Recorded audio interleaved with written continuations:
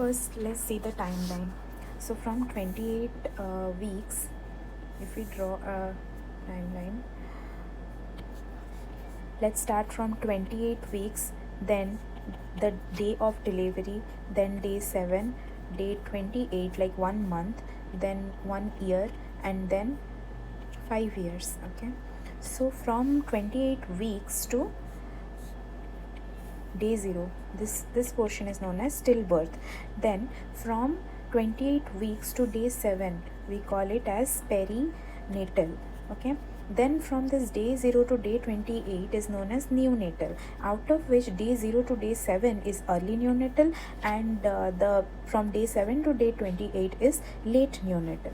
Then from day 0 to 1 year, it is called as infants, and from day 0 to 5 years is known as under 5 phase. Then there are certain formulas. We will see what are those indicators of this mother-child healthcare. Mainly we will see 6 indicators. First indicator, first is we will see infant mortality rate, then neonatal mortality rate, then stillbirth rate,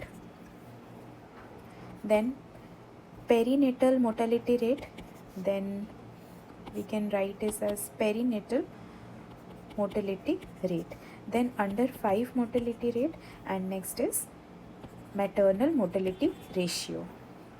First is infant mortality rate, that is the number of infant death by total number of live birth into 1000. Then in neonatal mortality rate, it is number of neonatal death by total number of live births into 1000. In case of stillbirth rate, we have number of stillbirths by total birth. Total birth includes live birth plus stillbirth into 1000.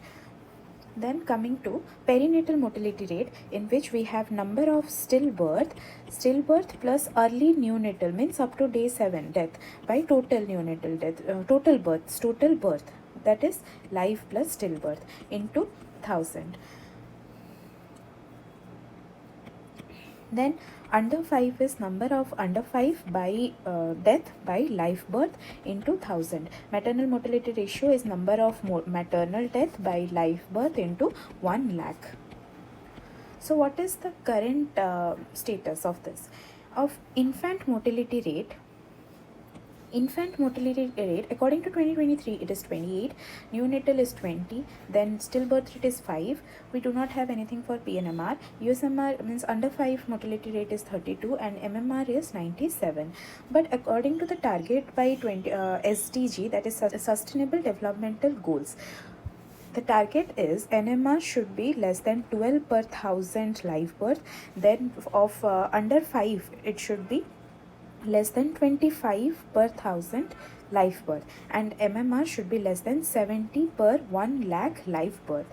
Now what is the best indicator?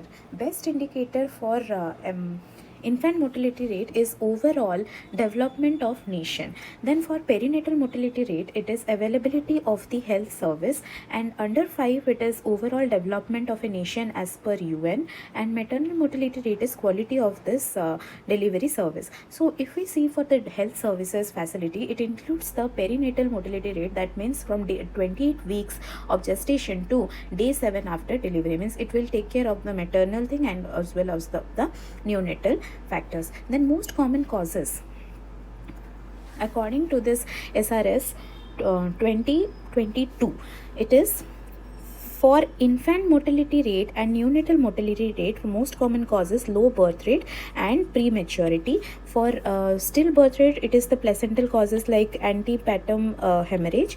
Then for PNMR, it is maternal plus fetal causes. Of under 5, it is low birth weight plus prematurity, and maternal mortality rate mainly the postpartum hemorrhage, like the direct causes is more common than anemia. Coming to this maternal mortality rate, let's see it in details.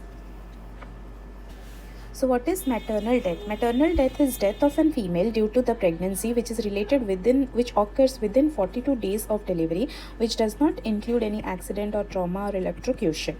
Okay, now causes of this maternal death, it can be direct causes or it can be indirect causes. Direct causes is mainly due to the postpartum hemorrhage which is precipitated during labor. Other causes can be hypertensive disorder, sepsis, obstructive labor, ectopic pregnancy, embolism and abortion. Indirect causes can be the pre-existing medical conditions like anemia and heart diseases, anemia, malaria and heart diseases. Then there are some other indicators. What are the other indicators? Let's see those. One is maternal mortality rate.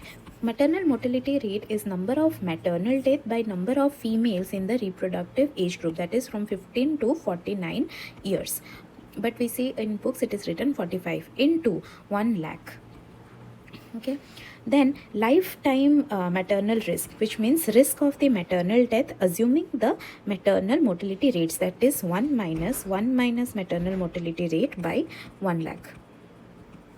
Then child death rate. Child death rate includes the number of death from 1 year to 4 years completed by total number of children between 1 to 4 years into 1000. Now most common causes of this children death rate is septicemia, pneumonia, diarrhea, accidents and malaria. This septicemia is most common. After that pneumonia is most common and diarrhea is common in cause of infection.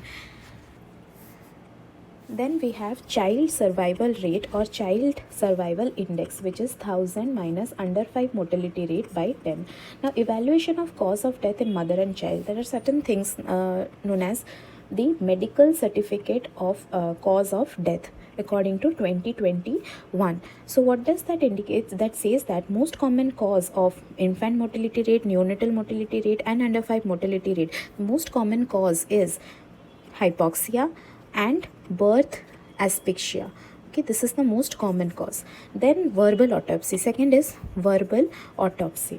Now what verbal autopsy is done to find the cause of the maternal death if not in a hospital death, by healthcare workers. Now it is done in the field area. Then RHIME. What is RHIME? This is the representative routine structured household interview for mortality and its evolution. What is it? Representative routine restructured household interview for mortality and its evaluation. Okay, now this is done to evaluate the cause of this maternal death. Certain things to know, like stillbirth. We have seen here stillbirth.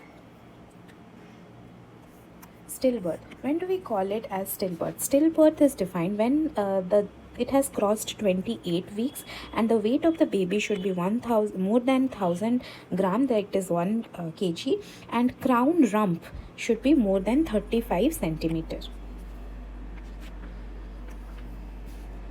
Now we have seen that according to SDG, the goal in 2030. So this SDG is formulated by UN and it has 17 goals, and the goal 3 is related to this health care.